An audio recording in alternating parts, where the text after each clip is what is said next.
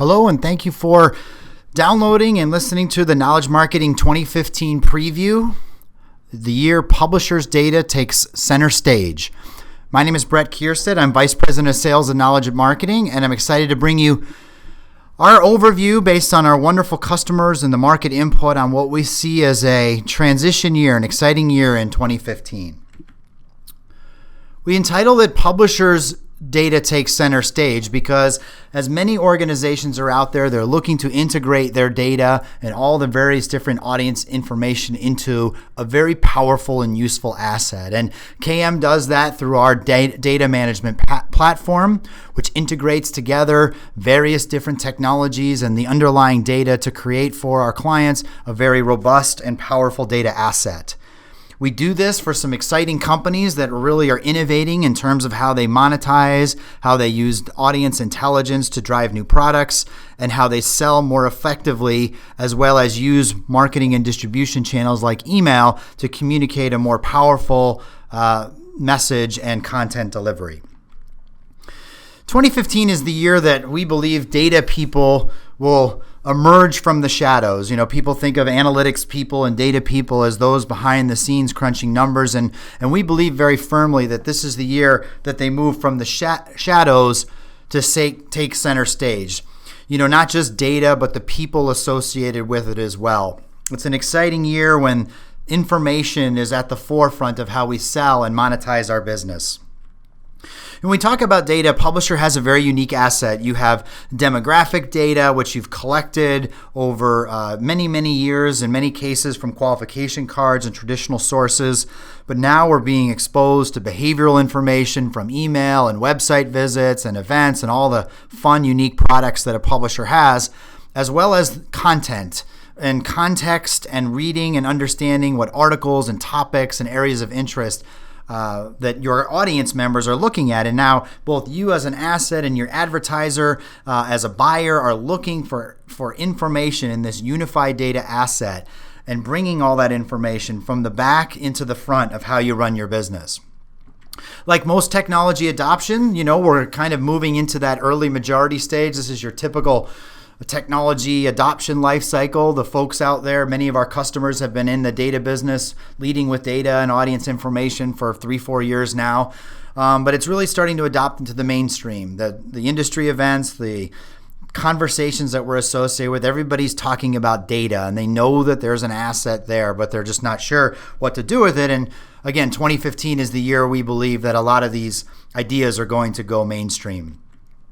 Even if you listen around the different language, the conversations we have, in the olden days, your sales conversations, your internal discussions around data might have been, our data's in silos, or we're interested in our audit, we need data for that purpose, or we collected off reader response cards. But a new language is emerging, a much more updated data-centric conversation where media buyers and your advertisers and even your management team is saying things like, well, we want to see behavioral information on our audience, or we want to understand the contextual information of what they're reading about, or your advertisers want to run ads that are responsive or dynamic, and they want proposals that are integrated, big datas and all these conversations. So, this new language is emerging. We all sense it, and it's coming to the forefront from just those, kind of quote data analyst, data geek conversations in the back room to being front and center in your sales conversations as well. So we believe as data moves front and center in 2015, there's 7 major impacts that it's going to have on how you run your business. And we're going to talk to each one of them here real quickly. And my hope is that you think about your own strategy. How would you assess yourself as a business on how well you're adopting in these 7 areas? They are talent, how data is being used to revive legacy products, how it's moving into sales conversations, how data is expressed in terms of your buyer expectations, how it's impacting reader experience, how it's being used for product development, and how a data-first strategy and bringing it out of the shadows can be used to improve company valuation. Let's talk about talent. There's a lot of industries, publishing and media not alone, that are in need of talent that understand data. And when we talk about the understanding of data, it really comes from multiple perspectives. Number one, there's a big need right now among the folks we talk to for a more strategic salesperson. The kind of product-oriented transactional salesperson that can't improve their skills to become more of a strategic person is finding themselves being displaced for a more strategic person. Data architects, business analysts, these are data-oriented roles where people are coming in and looking and assessing audience, looking for trends, making recommendations, people that understand data, not just products that we may have within our industry. And then lastly, audience development. Audience development people are really being asked to move beyond a traditional circulation role to be a little bit more focused on helping marketing, helping look at information, look at data, make recommendations based on the data they collect. So each one of these areas is impacted as the first issue when it comes to having data in a publishing organization be more front and center. Number two is the revival of legacy products. Print is dead was the acronym of the past, but the smart people now know that, done properly and using information, there's definitely continues to be a niche out there that can be very profitable, especially in B2B for traditional legacy channels. Even two of these customers on the board or companies on the screen here, allrecipes.com, Politico, well known for being thought leaderships online, that recently used their information and their audience that they generated to introduce magazines. So this kind of backwards integration, if you will, or backwards creativity, where we're taking an online world and using the information intelligence to create print content that is honed in on a specific segment of our audience that we think would be appropriate for that product. Number three is sales conversations. This one's a simple mindset, but hard to execute. We hear it all the time. I sit with executives of all of these publishing and media companies, and they always say we as a business need to get away from being product salespeople. And a good simple way to look at it is inverting the pyramid, that we lead with our products and we describe the data underneath it in support of our products. The paradigm shift just simply needs to be we lead with our data, and then we talk about how our products support that information. So we hone in on a target audience and an interest level and a profile that's important to our customers and prospects, and we use the data that we have to support our ability to access it, and then we create products and programs associated at meeting that objective. It's a simple paradigm shift to say, as we all know it's hard to do, but it's a big part of moving data from back to front. Number four is influence buyer behavior. When your media buyers have an opportunity to choose among different channels of where they spend their money, they're heavily influenced by the message they hear from other places. And when they talk to folks like LinkedIn or Facebook that are offering them advertising opportunities, those organizations are leading with data. They're talking about a targeting mindset, the ability to hone in on a very specific market segment, kind of one-to-one marketing or one-to-one personalization that data draws out for your ability to do so. Leading with a magazine or an e-newsletter that has 50,000 subscribers is it's an outdated mode of conversation. A lot of that is coming from this idea that we can do personalized marketing, personalized content delivery, personalized advertising through data. So again, whether you go there kicking and screaming or whether you go there on your own, the conversations are turning more and more towards data targeting and segmentation in many ways because of the competitors that are out there fighting for the dollars that you are also fighting for.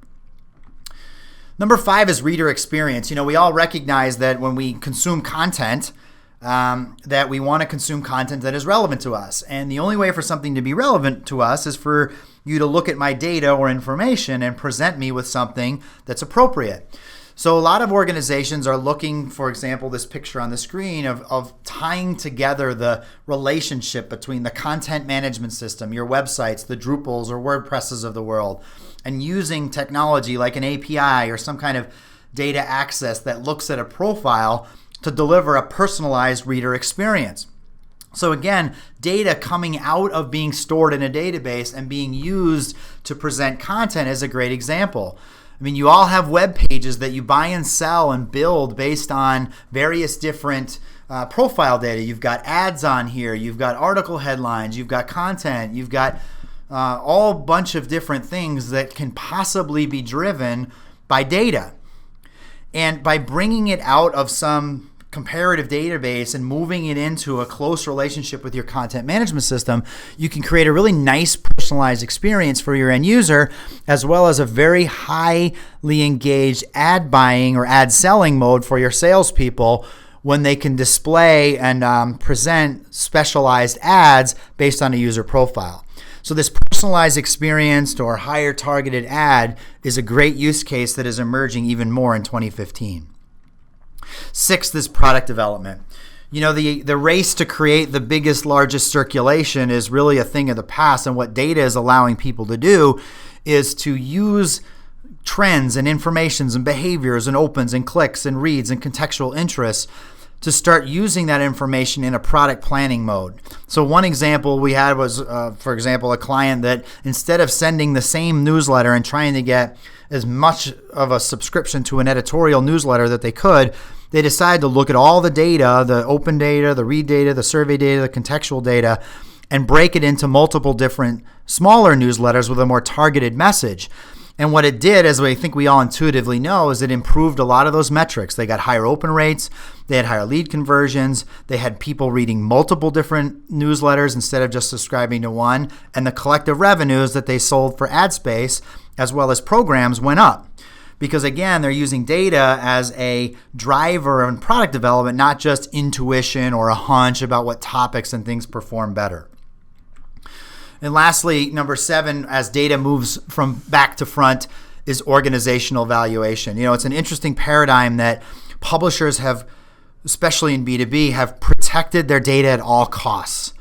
You know, this kind of, we close the wagon, circle the wagons, hide the data. And oddly, you know, what's really happening now is more publishers are looking to expose some of that data strategically to make more money. We're not talking about giving away our audience, but certainly making some more information available to our advertisers and to the market than we ever have in the past.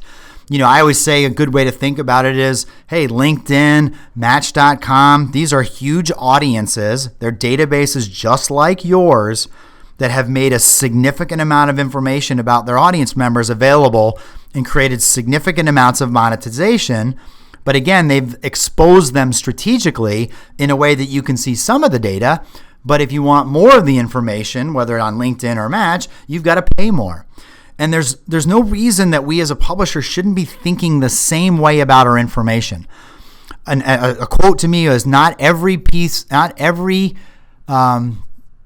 data has to be used in order to sell an ad. Sometimes just selling the data itself can be an interesting way to make money. You know, and even think of it this way. Bizzo was just acquired, DoubleClick, as an advertiser that many of you have installed on your sites. Where do you think they got their data from? Well, they got it from you, indirectly, from your customers, from your people clicking off your sites, from you providing them and sharing data. You did all that and they cashed in. And they cashed in by selling their businesses to bigger providers that looked at their network and said, this is a valuable asset. Well, the question is, are you doing the same thing?